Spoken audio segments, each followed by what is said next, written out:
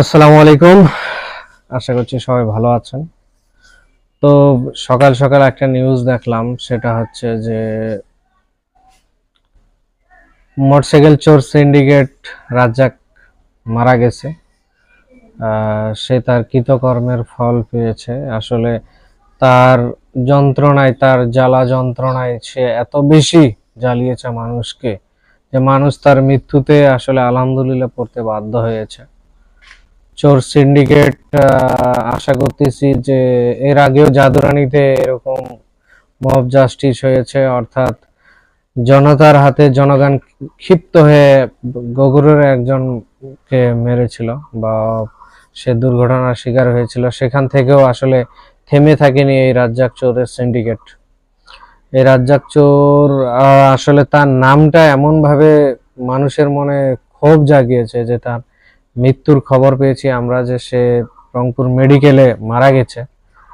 তো তার মৃত্যুর খবর আমরা বিভিন্ন বিশ্বস্ত সূত্র এরকম ভাবে লিখে দিচ্ছে অনেকে, যদিও অথেন্টিক এখনো কোনো আপডেট পাইনি সরাসরি।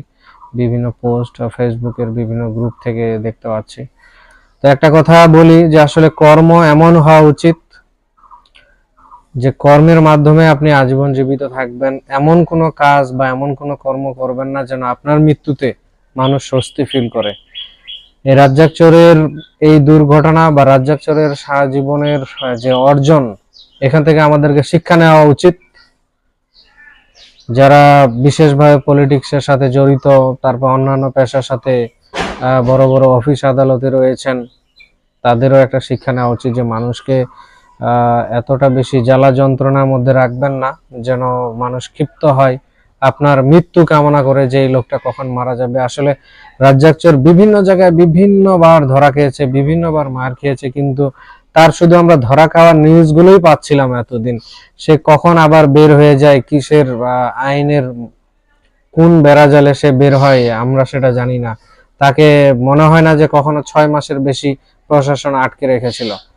প্রশাসনের এখানে প্রশাসন আসলে চোরদেরকে লালন পালন করেছে, এরকমও অভিযোগ করছে সাধারণ জনগণ। আসলে ক্ষোভের বশে অনেকে অনেক কথা বলে থাকে। প্রশাসন কি করবে? প্রশাসন একটা মনে করেন যে চোরকে ধরবে, চোরের ধারা হচ্ছে 420, 420-এর আসলে একজনকে কতদিন জেলে রাখা যায়? অতএব আমি মনে করি যে প্রশাসনেরও যথেষ্ট গা ঢিলামি রয়েছে, তাকে ছোট ছোট ধারাগুলো দিয়েছে, জটিল কোনো ধারা দেয়নি।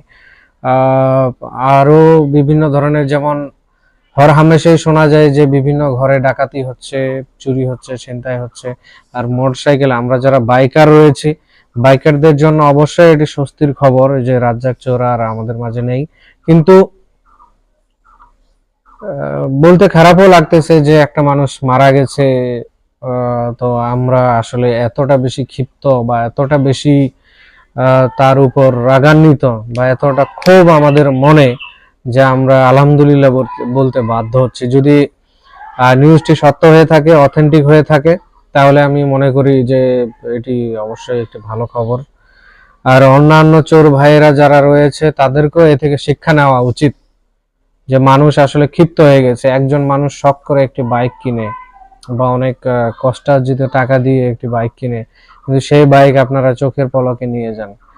তো মানুষ নিজেরাই নিজেদের বিচার করে ফেলেছে। এটাই আর কি।